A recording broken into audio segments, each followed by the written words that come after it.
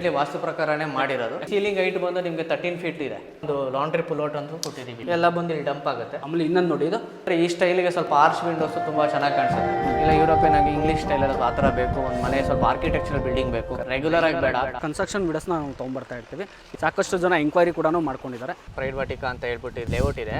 ಬಿಡಿ approved layout ಅಲ್ಲಿ ಮಾಡಿರುವಂತ ಬಿಲ್ಡಿಂಗ್ ಇದು. ಟೋಟಲಿ ಕನ್ಸ್ಟ್ರಕ್ಷನ್ ಇಂಟೀರಿಯರ್ಸ್ ಎಲ್ಲ ಟೋಟಲ್ ಆಗಿ ನಾವೇ ಮಾಡಿರೋದು. 8 ಮಂತ್ಸ್ ಆಗಿದೆ. 90% ಕಂಪ್ಲೀಟ್ ಆಗಿದೆ. 30-40 ಸೈಟ್ ಇದು. ಮೆಸನೈನ್ ಫ್ಲೋರಿಂಗ್ ಬರ್ತಿದೆ.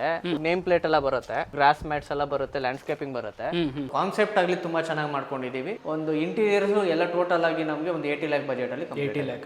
ಏನ್ ಕ್ಲೈಂಟ್ ಹೆಸರು ಸರ್? ಹೇಮಂತ್ ರಾಜ್ ಅಂತ ಕ್ಲೈಂಟ್ ಹೆಸರು. ನಿಮ್ಮ ವಿಡಿಯೋ ಇಂದಾನೇ ಒಂದು ಕ್ಲೈಂಟ್ ಬಂದಿದ್ದು. ಮತ್ತೆ ಈ ಡೋರ್ಗಳು ನೋಡಿದ್ರೆ ಅಬ್ಸರ್ವ್ ಮಾಡಿದ್ರೆ ನಿಮಗೆ ಫ್ರೆಂಚ್ ಡೋರ್ಸ್ ಎಲ್ಲ ಯೂಸ್ ಮಾಡಿದೀವಿ. ಮತ್ತೆ ಇನ್ನೊಂದೇನಂದ್ರೆ ಏನಾದ್ರು ಕುತ್ಕೊಂಡು ಇಲ್ಲಿ ಇಂಟರಾಕ್ಟ್ ಮಾಡೋದಕ್ಕೆ ಇದು HDHMR ಅಲ್ಲೇನೆ CNC ಮತ್ತೆ PUDCO ಮಾಡಿದೀವಿ.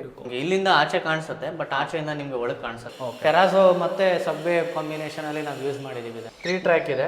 ಮಸ್ಕಿಟೋ ಮೆಶ್ ಜೊತೆಗೆ 2 ಸ್ಲೈಡಿಂಗ್ ಟ್ರ್ಯಾಕ್ ಇನ್ನೊಂದು ಬರುತ್ತೆ. ಇದೊಂದು ಈ ರೂಮ್ಗೆ ಒಂದು ಚಿಕ್ಕದೊಂದು ಬಾಲ್ಕನಿ ಇದೆ.